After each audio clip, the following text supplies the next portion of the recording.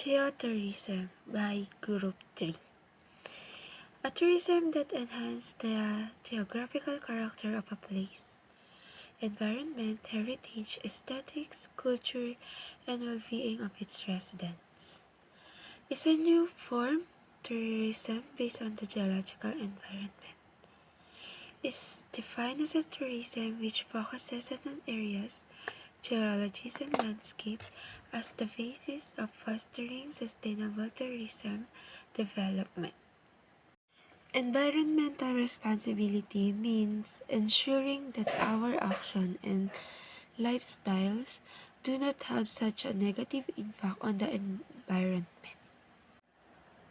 Cultural responsible is the ability to learn from and relate respectfully with people of your own culture as well as those from other cultures. Now, we can begin to spell out how to develop and sustain a culturally responsive school environment. Synergistic, relating to the interaction or cooperation of two or more organizations, substances, or other agents to produce a combined effect greater than the sum of their separate effects. Areas or places. Also, it is learned about geology and landscape. Ecotourism. If geotourism is viewing scenic areas, ecotourism is appreciation of wildlife. There are many activities like walking, hiking, and snorkeling, and it is learning about nature. Adventure tourism. From the word adventure, of course, there are activities like mountaineering, rock climbing, and some extreme sporting activities. And last, cultural tourism. It is use of geological materials in society, like rock art and cultural significance rocks and landscape. So now we are going to be talking about the principles of geotourism. So we have 13 principles. We have the integrity of a place, and then we have the international codes, market selectivity, market diversity, tourist enthusiasm, community involvement, community benefit, protection and enhancement of destination appeal, land use, conservation of resources, planning, interactive interpretation, and evaluation. So for integrity of a place, this is where you enhance or sustain the geographical character of a place. And dito nyo mapapakita kung paano nyo i-share or ipapakita sa mga tao yung natural and cultural heritage and how you're able to develop or improve the certain place without destroying the nature or the geographical character. You have to create like a sense of nostalgia or like wherein like it's a place where you long for after years and years of being away from it. You don't have to have big changes or like big malls, big restaurants or stuff like that, because it's not the basis of geotourism. Geotourism focuses more on the character of a place in its natural way. Like it focuses more on nature. So despite being a place where it focuses on natural resources, it can still be enhanced without like technological development. So that's how you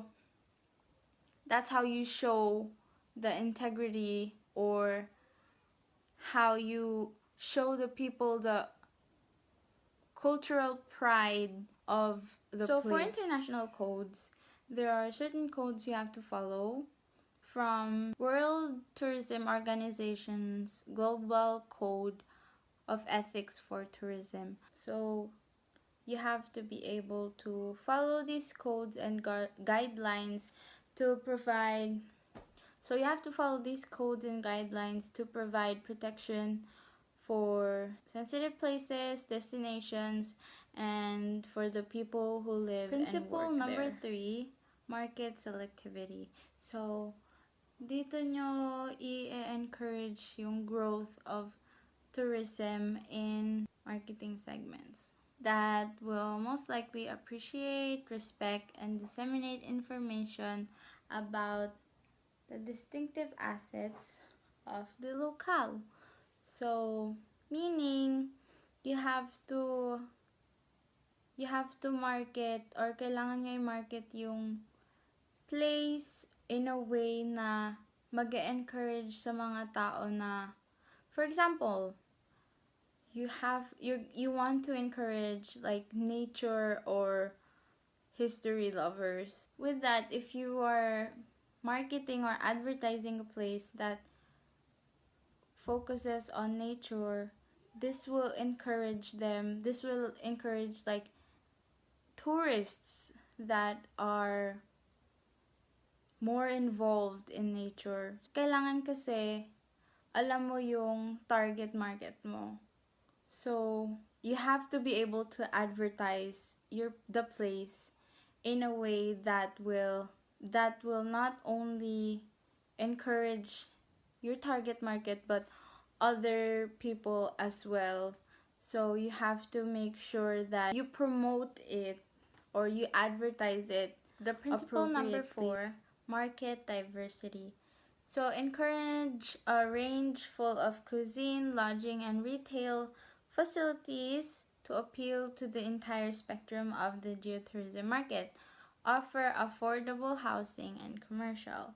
So basically, you have to focus more on the experience rather than the money. So, hindi porket maganda yung place, kailangan sobrang mahal na. Because there are a lot of places that are very, very nice but affordable for a lot of people. So, kahit affordable yung place mo or hindi ganun ka mahal, as long as you give back what they pay for, they're gonna keep coming back. Unlike sa mga places na napakamahal, sobrang mahal, but minsan ka lang makakita ng place na binabalik-balikan kahit sobrang mahal. Unless you're like extremely rich. You should be able to offer affordable things like food or rooms. So, geotourism doesn't focus on the amount of money, but it focuses more on the experience of their tourists and like how they are able to share or kung paano nila mapaparamdam sa mga tourists yung place. Because there are places where you just feel something or you feel connected to that place. So, parang pagka umalis ka, parang gusto mo balik-balikan. But yeah, market diversity focuses more on being able to offer affordable food and commercial or housing rooms for the tourists. Principle number 5, we have tourist enthusiasm. So, for tourist enthusiasm, this is where you're able to get other people or kung paano mo maipapashare sa ibang tao yung experiences nila. So, principle number 6, we have community involvement.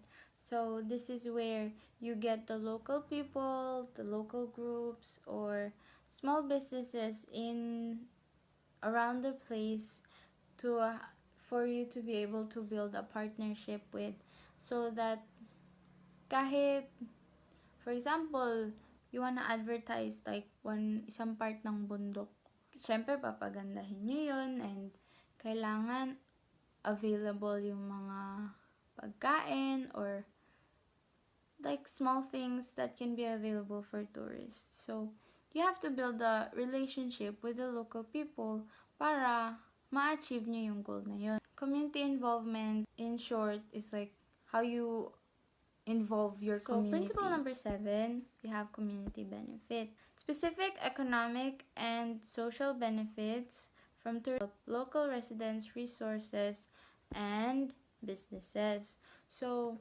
it's basically how your community is able to benefit from geotourism. So, how you're able to help the local people or yung mga kung paano nyo ginagamit yung resources nyo and yung mga businesses sa place. So, it's more likely how you can make sure that you're not the only one who will be able to benefit from it, but how everyone in your community will gain something. So, principle number 8, we have protection and enhancement of destination appeal. So, this is where you have to make sure that kahit anong development in geotourism, hindi masisira yung natural resources nyo. So, you have to be able to protect your local, or you have to protect your natural habitats or your local's characteristics. So, let's say Tagaytay. Before, like 6 years ago, Tagaytay wasn't that developed. Hindi ganun karaming restaurants or mga malls. Wala pa yung Forum Mall, wala pa yung katulad ng Ayala Mall. So, it was mostly just like its natural resources. Mga puno, kaya like 5, 6, 7 years ago, it was during the Burr months, it was super cold. And during summer, it wasn't that hot. So, kumbaga, at that time, you're able to protect what it is known for. But now, as you see, Tagaytay has a lot of, it's more traffic in Tagaytay now during the weekends. Sometimes not only in the weekends, but yeah, it has a lot of buildings. During the Burr months, it's not as cold. During summer, napakainit. So, ganon. So, for geotourism, you have to make sure that kung saan kayo kilala, dapat that's where it should stay, or that's where it should be. You have to maintain it, you have to protect it, you have to avoid like things that can harm geotourism from principle itself. Number 9, land use. So it's also somewhat the same as principle number 8, but it's slightly different because it's also like saying the protection of the destination, but land use focuses more on how you should use your land wisely. With geotourism, it's very important to protect or to use your land wisely because it won't be, for example, Bohol, Chocolate Hills. Kung ano siya before, it's the same now. Kumbaga walang pagbabago. Meron siyang mga improvements, pero it's still the same Chocolate Hills. So, yun. So, you have to make sure that you have plans or you have backup plans. You have to avoid overdevelopment. For principle number 10, you have the conservation of resources. So you have to encourage the government and businesses to minimize water pollution, solid waste, energy consumption, water usage, landscaping chemicals, and overly bright nighttime lighting. Advertise these measures in a way that attracts the large environmentally sympathetic tourist market. So, you have to conserve or kailangan nyo ingatan yung resources sa place. Of course, for geotourism, you have to make sure that iniingatan nyo talaga. Parang halaman.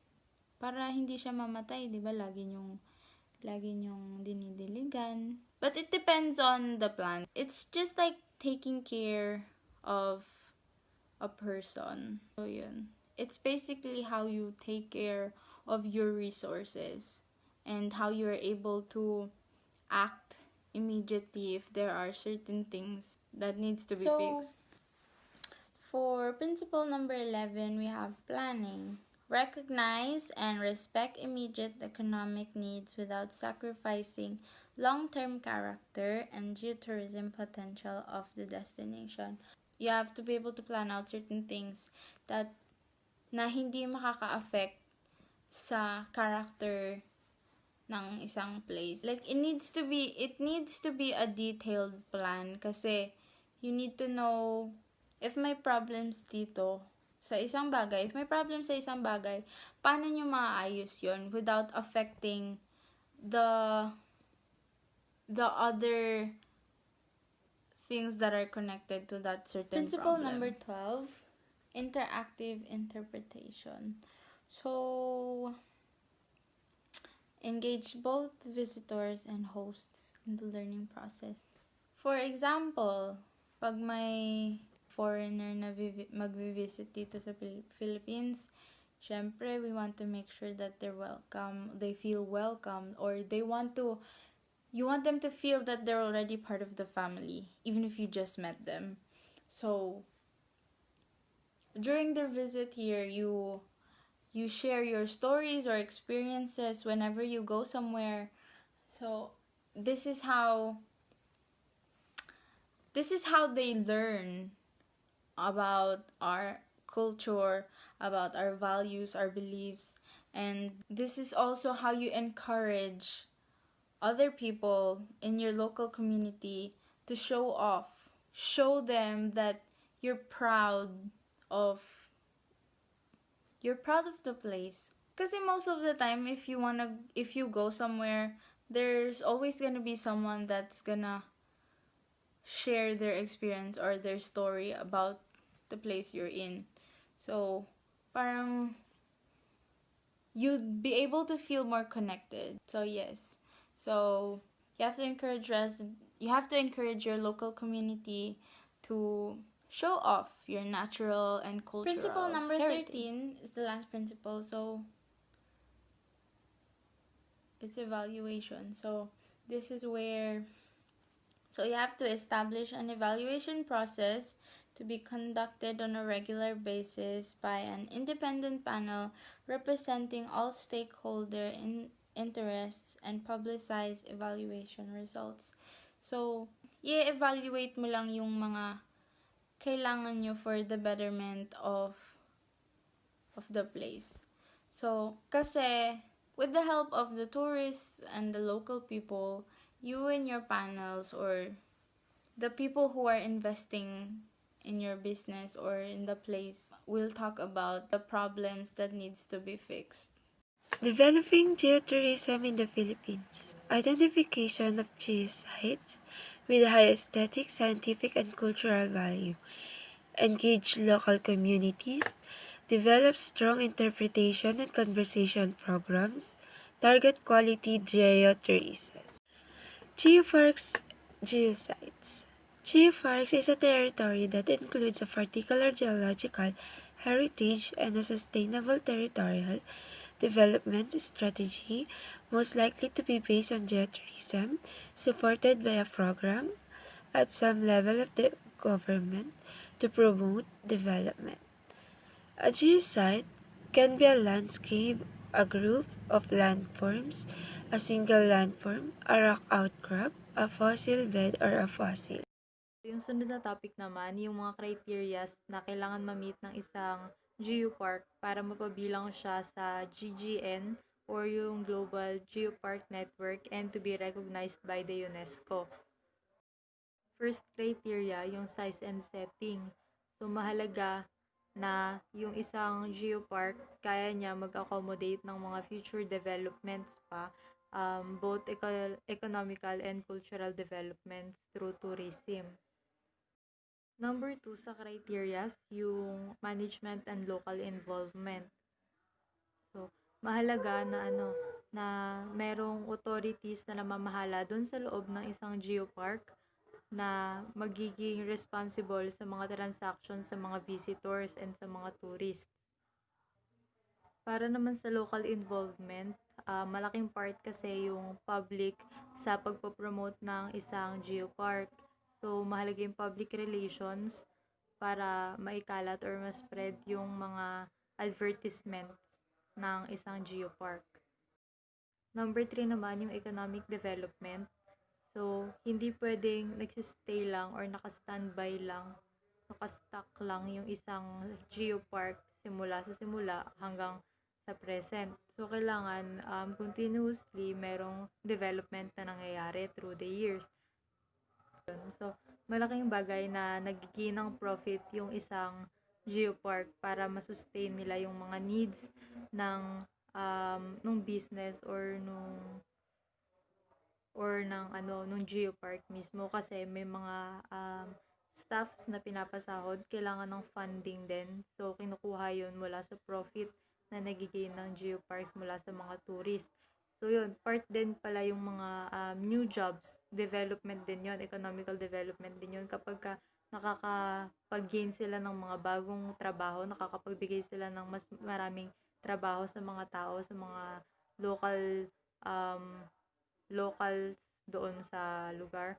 Tapos, kung nakakapagbigay sila ng mga trainings, ng bagong opportunities, job opportunities, pati na rin kung nakakapag-gain sila or nakakahikayat sila ng mga bagong tourist na pumunta doon sa kanilang lugar. Economical development din yun. Number 4 naman sa mga criteria yung sa education.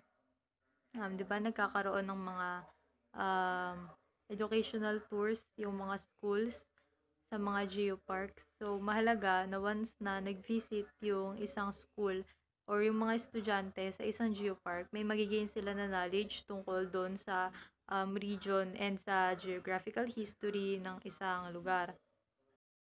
Possible din na mag-conduct yung isang geopark ng mga seminars para sa mga interested na locals or pwede ring mag-invite pa sila from other regions na mga interested na na matuto tungkol sa mga histories, sa mga geographical values ng nung lugar na yun, ng geopark, kung nasan yung geopark. Magbe-benefit din naman yung geopark once na naturuan nila or nabigyan nila ng lesson yung mga locals tungkol sa nila sa region or kung sa location nila. So halimbawa, once na yung mga locals ay educated tungkol dun sa history or sa mga topics tungkol dun sa location nila, sa geographical locations nila, possible na makapaghikayat sila ng mga tourist na bumisita doon kasi share nila yung mga knowledge nila. So, possible na maging interested din yung mga visitors na puntahan yung geographical yung geopark na yun.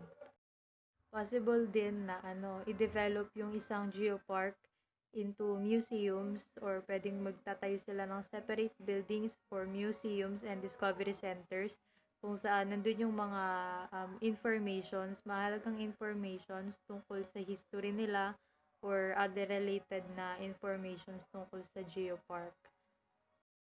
Yung last criteria naman, yung protection and conservation. So, ayun, mahalaga na nabibigyang pansin yung mga nagiging effect ng mga developments, ng mga economical developments doon sa mismong geological heritages kung nasaan yung geopark. Ayun, merong mga both local and national laws na nakafocus sa protection ng mga geological heritage na meron sa bansa. So, once na yung geopark nagde-develop, kailangan din nilang isaalang-alang yon or i-consider para, ayun. Yung mga geoparks din, hindi dapat sila nagpa-participate sa pagbebenta ng mga geological objects gaya ng mga fossils, ng mga rocks na natural na doon sa isang geological location. So, may mga nalalabag din na batas kapag ginagawa yun. Here the example of geosites in the Philippines.